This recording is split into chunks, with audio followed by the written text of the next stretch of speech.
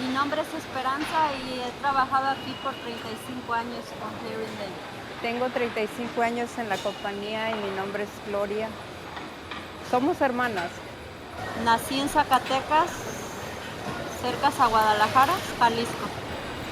Venimos de México muy chiquitas, de 16 años yo tenía cuando yo vine aquí, porque es mejor vida, no teníamos papá, mi mamá era sola, éramos 6 hermanos y pues mis hermanos nos recogieron en México y nos trajeron y pues aquí hemos estado mejor que en México.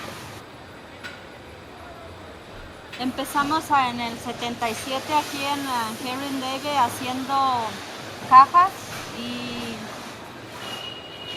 poniendo órdenes de rosas también. ¿Y qué más? Y tejiendo canastas, Tejiendo canastas también. haciendo moños, cajas, Y empacando peras y canastas. de todo.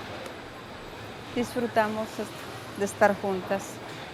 Las dos juntas podemos hacerlo de 4 personas y todavía podemos ayudar a las demás.